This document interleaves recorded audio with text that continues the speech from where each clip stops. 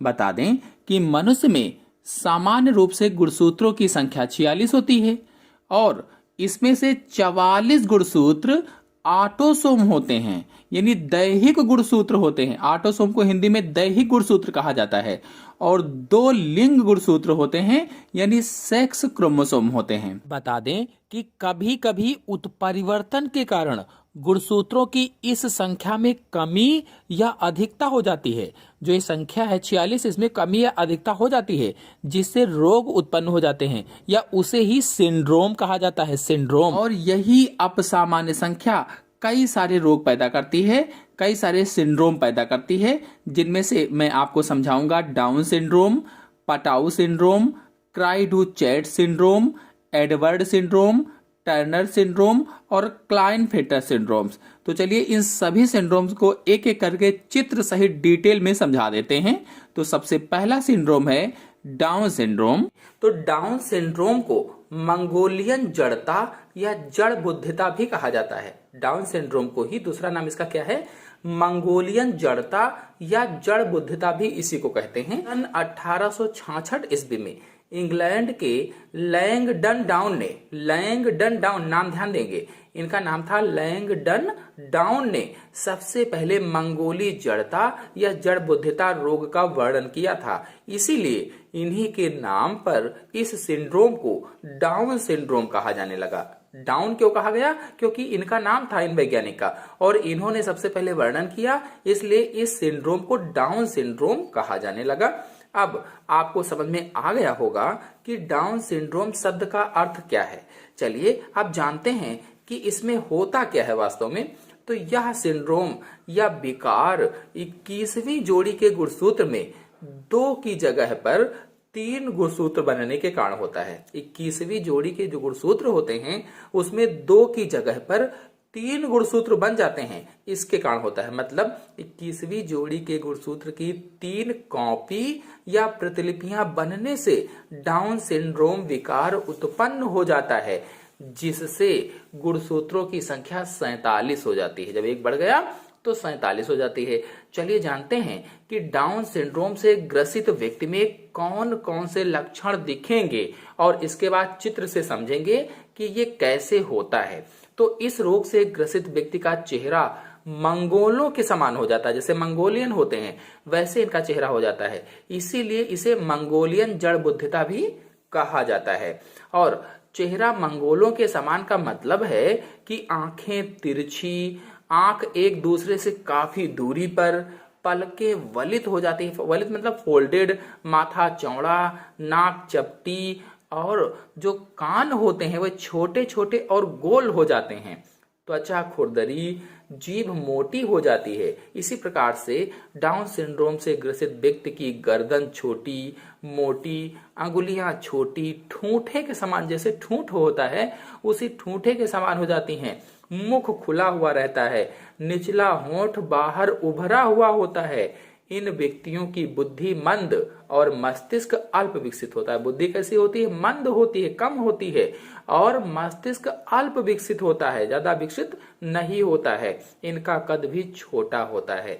इनकी आयु लगभग 12 से 14 साल तक होती है। अगर आयु की बात की जाए, एज की बात की जाए, तो लगभग में 12 से 14 साल तक होती है। अगर मेडिसिन में रखा जाए, नहीं डॉक्टरों की देखरेख में रखा जाए, तो कुछ और ज्यादा साल जी सकते हैं। ऐसे व्यक्तियों में हार्निया, मधुमेह, ल्यूकेमिया आदि रोगों की अधिक संभावनाएं होती हैं। यानी ये इस तरीके के लोग जो होते हैं उनमें हार्निया रोग, मधुमेह, ल्यूकेमिया रोग आदि रोगों की अधिक संभावनाएं हो जाती हैं। चलिए चित्र से आपको दिखाते हैं कि ये विकार या रोग कैसे उत्पन्न होता है। तो इस चित्र को देखिए। अर्धसूत्री कोशिका विभाजन की एनाफेज अवस्था में 21वें गुणसूत्र के अवियोजन के कारण, जो 21वां गुणसूत्र है उसमें अवियोजन के कारण अंडे में 23 गुणसूत्र के स्थान पर 24 गुणसूत्र पहुंचते हैं। 23 के स्थान पर कितने पहुंचे? 24 पहुंचते हैं। कहने का मतलब ये हुआ कि अंडे में 21वें गुणसूत्र की 2 प्रतिलिपियां होती हैं, 2 कॉपीज होती हैं, जिसके कारण सामान्य शुक्राणु के साथ संयोग से जायगोट में 47 गुणसूत्र हो जाते हैं। अर्थात 21वें गुणसूत्र की 2 कॉपी बनी तो क्या हुआ कि उनका जब नॉर्मल स्पर्म से फ्यूजन हुआ, उस गुणसूत्र का जब नॉर्मल स्पर्म से फ्यूजन होता है तो जायगोट 47 गुणसूत्र वाला बनता है। कितने? 47 गुणसूत्र वाला जायगोट बन जाता है। और इस जायगोट में 21वें गुणसूत्र की 3 प्रतिलिपियां या कॉपीज होती हैं। अब 47 वाला बन गया। आमतौर पर जो नॉर्मल होता है वो 46 एक कोशिका में होता है, लेकिन जायगोट बना कितना? 47 गुणसूत्र वाला बन गया। और इस जायगोट में 21वें गुणसूत्र की जो 3 प्रतिलिपियां हैं, कॉपीज हैं, ये होती हैं। इसमें कैसे कैसे होता है? 23 + 1, इसमें 23 + 1 गुणसूत्र अंडे से और 23 गुणसूत्र शुक्राणु से आते हैं। कितने अंडे से आए? 23 + 1 गुणसूत्र अंडे से आते हैं और 23 गुणसूत्र जो होते हैं वह शुक्राणु से आते हैं। तो कुल मिलाकर डाउन सिंड्रोम मानव में गुणसूत्रीय विकार होता है या मंगोलिज्म जो होती है, ये क्रोमोसोमल डिसीज होती है। अर्थात मानव में किसी विशेष गुणसूत्र की संख्या में परिवर्तन होने से इस तरीके के विकार उत्पन्न होते हैं, इस तरीके के रोग उत्पन्न होते हैं या सिंड्रोम उत्पन्न होते हैं। और यह 21वें गुणसूत्र में एकाधिक सूत्रता के कारण होता है। 21वें गुणसूत्र में एकाधिक सूत्रता के कारण कौन सा? डाउन सिंड्रोम होता है। या कह लीजिए कि 21वें गुणसूत्र में ट्राइसोम के कारण होता है और गुणसूत्र की संख्या 47 हो जाती है, तो उसे क्या कहते हैं? डाउन सिंड्रोम कहा जाता है। लिए अब पटाऊ सिंड्रोम के बारे में चित्र सहित आपको समझा देते हैं। इसका अध्ययन के पटाऊ ने सन 1960 ईस्वी में किया था। यानी इस सिंड्रोम को वैज्ञानिक के पटाऊ ने सन 1960 में बताया था अथवा इसका अध्ययन किया था। इसीलिए इनके नाम पर इस सिंड्रोम को पटाऊ सिंड्रोम कहा गया। यानी इन्हीं के नाम पर इस सिंड्रोम को क्या कहा गया? पटाऊ सिंड्रोम कहा गया। और ये 13वीं जोड़ी के ऑटोसोम्स की ट्राइसोमिक अवस्था से बनता है। कहने का मतलब ये हुआ कि जो पटाऊ सिंड्रोम है ये 13वीं जोड़ी के जो गुणसूत्र होते हैं, गुणसूत्र कौन से? ऑटोसोम्स वाले, ऑटोसोम की ट्राइसोमिक अवस्था से बनता है। तो ऑटोसोम क्यों कहा गया? क्योंकि गुणसूत्र 2 प्रकार के होते हैं, ऑटोसोम्स और एलोसोम्स। ऑटोसोम 44 गुणसूत्र होते हैं, एलोसोम्स यानी लिंग गुणसूत्र जो होते हैं 2 होते हैं। तो बताया गया है कि जो पटाऊ सिंड्रोम होता है ये 13वीं जोड़ी के ऑटोसोम की ट्राइसोमिक अवस्था से बनते हैं। जैसा कि आप लोग चित्र में देख रहे हैं, 13वीं जोड़ी के गुणसूत्र में 2 की जगह पर 3 गुणसूत्र आ गए हैं। जो 13वीं जोड़ी का गुणसूत्र है उसमें 2 की जगह पर 3 गुणसूत्र आ गए हैं। तो यही मेन कारण है इस सिंड्रोम का। 2 की जगह 3 हो गया है 13वीं जोड़ी में, यही मेन कारण है पटाऊ सिंड्रोम का। इसी को बताया गया है कि 13वीं जोड़ी की ट्राइसोमिक अवस्था से, ट्राइसोमिक हो गए क्योंकि सब डाई हैं, बाकी ये क्या है? 13वीं जोड़ी में ट्राई हो गया, बाकी सभी देखिए डाई हैं, 2 ही 2 हैं, लेकिन इसमें क्या हो गया? 3 हो गए, इसलिए ट्राइसोमिक अवस्था से बनता है। कौन? Patau syndrome. चलिए पटाऊ सिंड्रोम के लक्षणों को जान लेते हैं, यानी सिम्टम्स ऑफ पटाऊ सिंड्रोम के बारे में समझ लेते हैं। तो इनके शरीर में बहुत से लक्षण बनने लगते हैं, यानी इसके द्वारा शरीर में बहुत से लक्षण बनते हैं, जैसे तालु में दरार यानी क्लेफ्ट इन प्लेट, तालु में दरार होना। जो बच्चों की तालु होती है उसमें दरार पड़ जाती है, तो ये किस कारण होता है? जब पटाऊ सिंड्रोम हो जाता है तो होता है। हृदय एवं रुधिर परिवहन में अनियमितता और मस्तिष्क का अल्प विकास। मस्तिष्क का अल्प विकास का मतलब है दिमाग जो होता है उसका ठीक से विकास नहीं हो पाता है, बहरापन हो जाता है, हृदय एवं अन्य तंत्रों की विकृतियां उत्पन्न हो जाती हैं। हृदय में या अन्य जो तंत्र होते हैं उन सब में खराबियां आने लगती हैं या विकृतियां उत्पन्न हो जाती हैं, अलग अलग तरीके से अंग बन जाते हैं। नेत्रों का विकास भी प्रभावित होता है, कभी कभी दोनों आंखें एक में हो जाती हैं, अलग अलग ना हो करके एक ही में हो जाती हैं। और ऊपरी ओंठ जो होते हैं वो बीच से कटकर हेयर लिप बना लेते हैं। जैसा कि आप लोग चित्र में देख रहे हैं, जो ऊपरी होंठ होता है वो बिल्कुल बीच से कट गया हुआ है और कटकर हेयर लिप बना लिया है उसने। इस तरह से पटाऊ सिंड्रोम में हो जाता है। और पटाऊ सिंड्रोम से प्रभावित बच्चे लगभग 3 से 4 माह तक जीवित रहते हैं और लगभग में मान कर चलिए कि 3 माह या 4 माह तक जीवित रहते हैं, इसके बाद खत्म हो जाते हैं, मर जाते हैं। चलिए अब क्राई डू चैट सिंड्रोम को अच्छे से चित्र से समझा देते हैं। सामान्यतः गुणसूत्रों की संख्या में कमी या विलोपन की स्थिति में यह सिंड्रोम होता है, यानी यह रोग हो जाता है विलोपन की स्थिति में या कमी की स्थिति में। तो सामान्य रूप से अगर देखा जाए तो जो गुणसूत्र होते हैं, क्रोमोसोम होते हैं, इनकी संख्या में विलोपन की स्थिति में रोग हो जाता है, यानी यह सिंड्रोम हो जाता है। विलोपन का मतलब है गायब हो जाना या खत्म हो जाना या डिलीट हो जाना। यह सिंड्रोम मुख्यतः 5वीं जोड़ी गुणसूत्र की छोटी भुजा के विलोपन के फलस्वरूप होता है। कहने का मतलब ये है कि जो क्राई डू चैट सिंड्रोम है, 5वीं जोड़ी का जो गुणसूत्र होता है उसकी जो छोटी वाली भुजा होती है उसका जब विलोपन हो जाता है तब यह रोग होता है। कुल मिलाकर अर्थ यह हुआ कि क्राई डू चैट सिंड्रोम तब होता है जब 5वीं जोड़ी के गुणसूत्र छोटी वाली भुजा में से कोई एक भुजा डिलीट हो जाती है या नहीं रह जाती है, खत्म हो जाती है। उदाहरण के लिए जैसे इस चित्र को देखिए, इसमें कोशिका विभाजन के समय जब क्रॉसिंग ओवर होता है तो उस समय यह घटना घटती है। कब घटना घटती है ये वास्तव में? तो जब क्रॉसिंग ओवर होता है, क्रॉसिंग ओवर के समय ये घटना घट जाती है और इन दोनों छोटी भुजाओं में से जो शॉर्ट आर्म है इनमें से कोई एक भुजा कट जाती है या अलग हो जाती है। अब जो भुजा खत्म हो गई है, जो उसपे से नहीं रह गई है, डिलीट हो गई है, उसमें बहुत सारे जीन भी रहे होंगे। वो जीन उस बच्चे में अब नहीं जाएंगे। जब इतने सारे जीन इस बच्चे में नहीं जाएंगे तो बच्चे में कुछ तो कमी आएगी ही आएगी। जब इतने सारे जीन नहीं रहेंगे तो कुछ न कुछ कमी तो आएगी ही आएगी। सर्वप्रथम इस सिंड्रोम का अध्ययन या इस रोग का अध्ययन शोधकर्ता जे लेजुने ने सन 1963 ईस्वी में किया था। ये शोधकर्ता थे, इन्होंने इसका अध्ययन किया था। कब? जे लेजुने ने सन 1963 में। इस सिंड्रोम या रोग से पीड़ित शिशु के रोते समय असामान्य रूप से बिल्ली की म्याऊं सदृश ध्वनियां उत्पन्न होती हैं। यानी इस रोग से जो बच्चे पीड़ित हो जाते हैं वे बिल्ली की म्याऊं जैसे रोते हैं।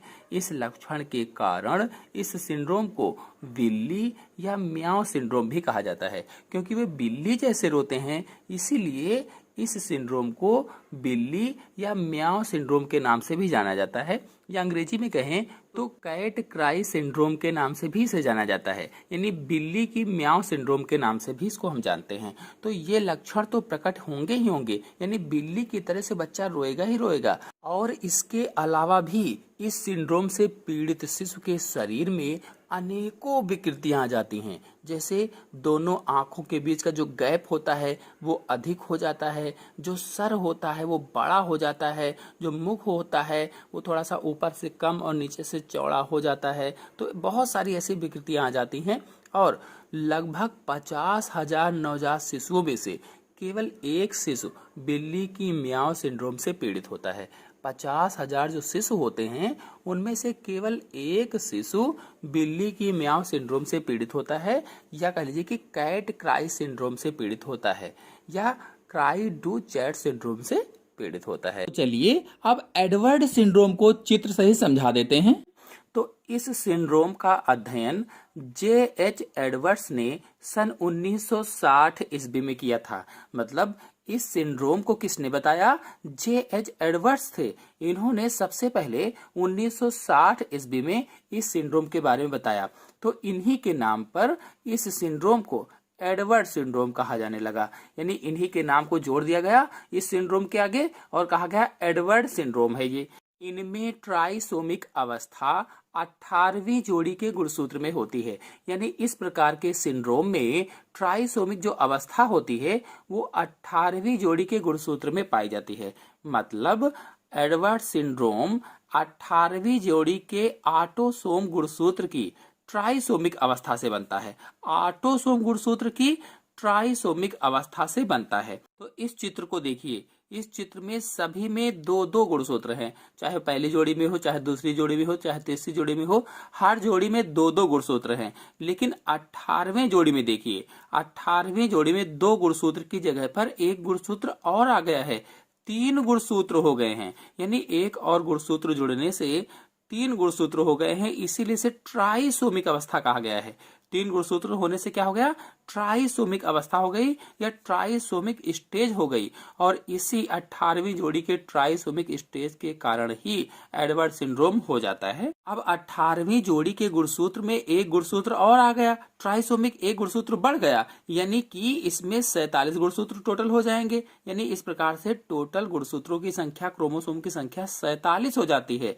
तो जब सामान्य रूप से मनुष्य में 46 गुणसूत्र पाए जाते हैं, लेकिन 18वीं जोड़ी में एक गुणसूत्र एक्स्ट्रा जुड़ने से टोटल 47 गुणसूत्र हो जाते हैं, तो एडवर्ड सिंड्रोम में ऐसा होता है। यानी इस प्रकार के सिंड्रोम में ऐसा होता है। ऐसे बच्चे केवल 6 माह से 1 वर्ष तक जीवित रह पाते हैं, यानी 6 माह से लेकर के 1 वर्ष के बीच तक ही जीवित रह पाते हैं। और इस प्रकार के बच्चों में कान विकृति, ढोंढ़ी दबी हुई तथा तंत्रिका तंत्र दोषपूर्ण होते हैं। मतलब कान की विकृति का मतलब ये हुआ कि संरचना में उसकी तरह तरह के बदलाव आ जाते हैं, अलग अलग तरीके से दिखने लगते हैं। और तंत्रिका तंत्र अर्थात नर्वस सिस्टम त्रुटिपूर्ण हो जाता है, यह कह लीजिए कि ठीक से काम नहीं करता है। एडवर्ड सिंड्रोम से पीड़ित शिशु का मस्तिष्क कम विकसित होता है, इसीलिए क्या कहा गया, मस्तिष्क अल्प विकसित होता है।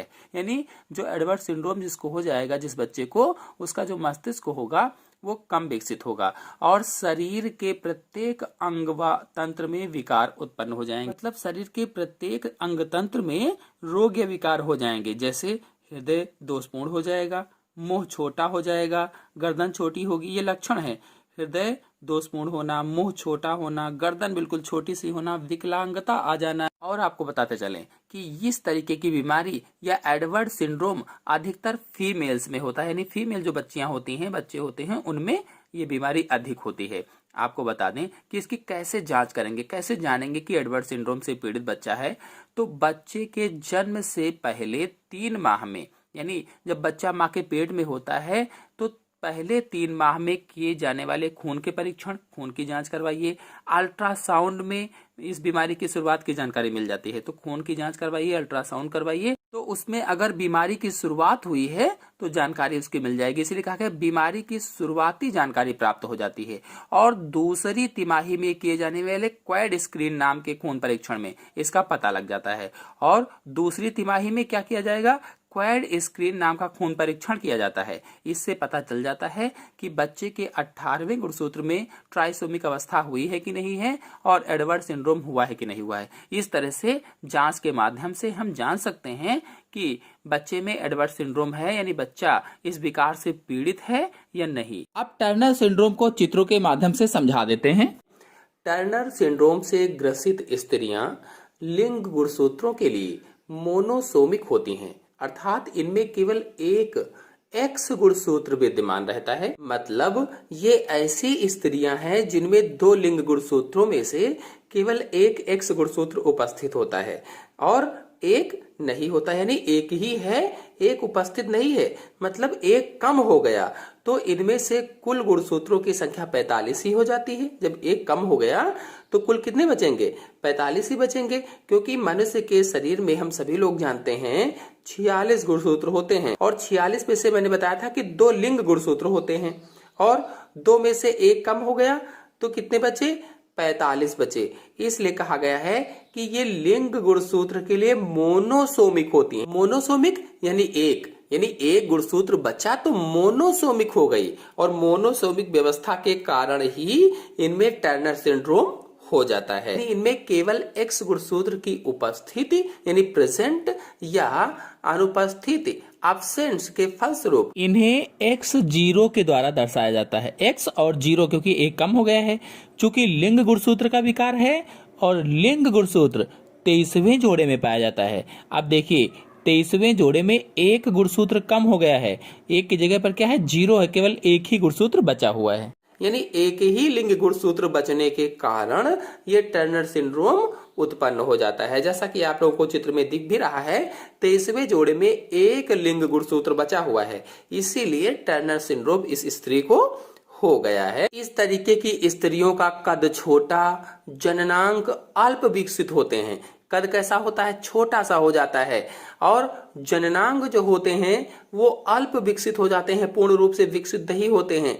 वक्ष जो होता है वो चपटा सा होता है। और जनन या कह लीजिए कि जो अंडाशय होते हैं वो अनुपस्थित होते हैं, और अगर होते भी हैं तो अर्ध विकसित होते हैं, पूर्ण रूप से विकसित नहीं होते हैं। अतः ये स्त्रियां नपुंसक या बांझ होती हैं। कहने का मतलब ये हुआ कि ऐसी स्त्रियों का शरीर और जननांग अल्प विकसित होने के कारण ये बांझ या बांझ हो जाती हैं, और इनका वक्ष चपटा, कद छोटा होता है। बाल्यावस्था में तो ये स्त्रियां सामान्य लड़कियों जैसे ही दिखाई देती हैं, यानी जब बच्चियां होती हैं, बाल्यावस्था होती है इनकी, तब ये बिल्कुल सामान्य लड़कियों की तरह ही दिखाई देती हैं। लेकिन किशोरावस्था में अंडाशय के अविकसित होने के कारण बांझे होती हैं, और जब किशोर हो जाती हैं, बड़ी हो जाती हैं, तो क्या होता है कि अंडाशय विकसित नहीं होता है, जिसके कारण ये बांझे हो जाती हैं। और इनमें मादा हार्मोन्स एस्ट्रोजन का भी अभाव होता है। जो मादा हार्मोन से एस्ट्रोजन स्रावित होता है, वो हार्मोन भी इन स्त्रियों में स्रावित नहीं होता है। क्यों? ये जननांगों से संबंधित रोग है, यानी लिंग गुणसूत्रों से संबंधित विकार उत्पन्न हुआ है टर्नर सिंड्रोम, इसलिए ये सारी चीजें हो रही हैं। आप लोगों को बता दें कि कभी कभी एक्स गुणसूत्र में अवियोजन के कारण ऐसे अंडे बन जाते हैं जिनमें से एक में तो एक्स गुणसूत्र पहुंच जाते हैं, लेकिन दूसरे में एक भी नहीं पहुंचते हैं। जब एक्स गुणसूत्र विहीन अंडा एक्स गुणसूत्र वाले शुक्राणु द्वारा निषेचित होता है, तो इस प्रकार X0 की असामान्य स्त्री बनती है, यानी इस प्रकार से टर्नर सिंड्रोम विकसित हो जाता है। चलिए अब क्लाइनफेल्टर सिंड्रोम को चित्र सहित समझा देते हैं। तो सन 1942 ईस्वी में H.F. क्लाइनफेल्टर नामक अमेरिकन वैज्ञानिक ने इस प्रकार के असामान्य पुरुषों का वर्णन किया था। मतलब ये हुआ कि क्लाइनफेल्टर सिंड्रोम की जानकारी चिकित्सकों और विशेषज्ञों को सन 1942 से हुई, और H.F. क्लाइनफेल्टर नाम के एक अमेरिकी वैज्ञानिक थे। इन्होंने इस तरीके के जो रोग होते हैं, इस तरीके के जो सिंड्रोम होते हैं, उनकी खोज पुरुषों में की थी। यानी खोज का वर्णन पुरुषों में सबसे पहले इन्होंने किया था। और आपको बता दें कि लगभग 500 पुरुषों में से एक में क्लाइनफेल्टर सिंड्रोम पाया जाता है, यानी 500 लोगों में से एक पुरुष में ऐसा सिंड्रोम पाया जाता है। और क्लाइनफेल्टर सिंड्रोम लिंग गुणसूत्रों की ट्राइसोमी के कारण होता है। क्या कहा गया है? क्लाइनफेल्टर सिंड्रोम लिंग गुणसूत्रों की ट्राइसोमी के कारण होता है। इसका क्या मतलब है? मतलब इन व्यक्तियों के लिंग गुणसूत्र 2 के बजाय 3 हो जाते हैं। जो लिंग गुणसूत्र 2 होते हैं, हम सभी लोग जानते हैं, उसमें 2 के बजाय 3 हो जाते हैं। और जब गुणसूत्र 2 की जगह पर 3 हो जाते हैं तो उसे ही ट्राइसोमिक अवस्था बोला जाता है। ट्राई का अर्थ है 3 और सोमिक का मतलब है क्रोमोसोम या गुणसूत्र, अर्थात लिंग गुणसूत्र की ट्राइसोमिक अवस्था के कारण इस तरीके का सिंड्रोम हो जाता है। इस पूरी लाइन का ये अर्थ हुआ। इनमें XXY लिंग गुणसूत्र होते हैं, अर्थात इनमें 47 गुणसूत्र होते हैं। मतलब ये हुआ कि इनमें एक एक्स्ट्रा क्रोमोसोम या गुणसूत्र आ जाता है। आमतौर पर 46 गुणसूत्र होते हैं। हम सभी लोग जानते हैं कि मानव की एक कोशिका में 46 गुणसूत्र पाए जाते हैं, लेकिन एक बढ़ गया, एक्स गुणसूत्र एक बढ़ गया, तो कुल कितने हो गए? 47 हो जाते हैं। यानी एग्जाम में से हम कैसे लिखेंगे? 2n+1 = 47 ऐसे लिख देंगे। चाहे आप लिख सकते हैं कि 44 + XXY ऐसे लिख सकते हैं। तो ये इतने गुणसूत्र यानी XXY लिंग गुणसूत्र इसमें हो जाते हैं, यानी कुल मिलाकर के 47 गुणसूत्र हो जाते हैं। इनमें पुरुष व स्त्रियों के लक्षण का मिश्रण हो जाता है। चूंकि इसमें स्त्री वाला भी गुणसूत्र है, पुरुष वाला भी गुणसूत्र है, इसलिए इसमें पुरुष और स्त्री के लक्षणों का मिश्रण हो जाता है। तो Y गुणसूत्र के कारण इनका शरीर लंबा व सामान्य पुरुषों जैसा होता है, लेकिन एक्स गुणसूत्र के कारण इनके वृषण तथा अन्य जननांग व जनन ग्रंथियां अल्प विकसित होती हैं। इसे हाइपोगोनेडिज्म कहा जाता है। कहने का मतलब ये हुआ कि इनमें अतिरिक्त एक्स गुणसूत्र आ गया। अब अतिरिक्त एक्स गुणसूत्र आया है और वाई गुणसूत्र भी है, तो वाई गुणसूत्र के कारण नर के लक्षण विकसित हो जाते हैं, यानी पुरुषों के लक्षण विकसित हो जाते हैं और शरीर पुरुषों जैसा हो जाता है। और अतिरिक्त एक्स गुणसूत्र आया है, तो अतिरिक्त एक्स गुणसूत्र के कारण वृषण छोटे हो जाते हैं। जो वृषण होते हैं वो छोटे हो जाते हैं और शुक्राणु भी नहीं बनते हैं। उसमें जो शुक्राणु होंगे वो नहीं बनेंगे और जो वृषण होंगे वो छोटे छोटे हो जाएंगे। कुल मिलाकर कहें तो जननांग अल्प विकसित हो जाते हैं। इसीलिए कहा गया कि जनन ग्रंथियां अल्प विकसित हो जाती हैं और इस पूरी प्रक्रिया को, इस तरीके का जो लक्षण हो जाता है, इसे हाइपोगोनेडिज्म बोला जाता है। हाइपोगोनेडिज्म। इनमें शुक्राणु नहीं बनते हैं और ये नर बांध होते हैं। बांध यानी स्टेराइल होते हैं। स्त्रियों के समान इनके चेहरे और शरीर पर बाल कम होते हैं और स्त्रियों में यानी इनमें स्त्रियों जैसे स्तन भी विकसित हो जाते हैं। इस क्रिया को गायनिकोमेस्टिया कहा जाता है। गायनिकोमेस्टिया बोलते हैं। कुल मिलाकर कहने का ये मतलब हुआ कि अब इनमें शुक्राणु नहीं बनते हैं, इसीलिए ये नर बांधे होते हैं या स्टेराइल होते हैं, अर्थात इनमें स्त्रियों के समान लक्षण आ जाते हैं, स्त्रियों जैसे लक्षण दिखने लगते हैं। जैसे कौन कौन से? शरीर पर बाल होते ही नहीं है या होते भी हैं तो बहुत कम होते हैं। जैसे स्त्रियों के शरीर पर बाल नहीं होते हैं, वैसे ही इनमें शरीर पर बाल होते ही नहीं है या होंगे तो बहुत कम होंगे, स्त्रियों जैसे होंगे। और स्तन पूर्ण विकसित हो जाते हैं। जैसे स्त्रियों के स्तन पूर्ण विकसित होते हैं, मतलब पुरुषों में स्त्रियों की तरह स्तन भी पूर्ण विकसित हो जाते हैं। और ऐसी स्थिति को क्या कहा गया है? गायनिकोमेस्टिया बोला जाता है। इस स्थिति को क्या बोलते हैं? गायनिकोमेस्टिया बोला जाता है। ये असामान्य पुरुष असामान्य अंडों व सामान्य शुक्राणुओं से अथवा सामान्य अंडों व असामान्य शुक्राणुओं में निषेचन होने पर बनते हैं। और ये असामान्य अंडे या शुक्राणु एक्स गुणसूत्रों के अभियोजन से बनते हैं। कहने का मतलब ये हुआ कि इस प्रकार के जो शिशु होते हैं, इस प्रकार के जो बच्चे होते हैं, इनका जन्म असामान्य क्रोमोसोम का जो अंडा होता है उससे और सामान्य क्रोमोसोम वाले जो गुणसूत्र शुक्राणु होते हैं उससे, अथवा सामान्य क्रोमोसोम के अंडे और सामान्य क्रोमोसोम के अंडे और असामान्य क्रोमोसोम के शुक्राणु के निषेचन के परिणाम स्वरूप ये बनता है। और इस प्रकार के बंध्य पुरुष मानसिक रूप से विक्षिप्त होते हैं, नपुंसक होते हैं। तो ये आप लाइन समझ गए। फिर ऐसे क्लाइनफेल्टर सिंड्रोम भी पाए जाते हैं जिनमें लिंग गुणसूत्र XYY यानी इस तरीके के भी गुणसूत्र पाए जाते हैं कि XYY होगा, फिर XXX ही हो सकता हो या 3 से अधिक भी कभी कभी पाए जाते हैं, जैसा कि आपको हम दिखा रहे हैं। तो आशा है आप सभी लोगों को सभी सिंड्रोम अच्छी तरह से समझ में आ गए होंगे। यदि समझ में आ गए हो तो वीडियो को लाइक और शेयर कीजिए। चैनल पर नए हैं तो चैनल को सब्सक्राइब कर लीजिए। धन्यवाद।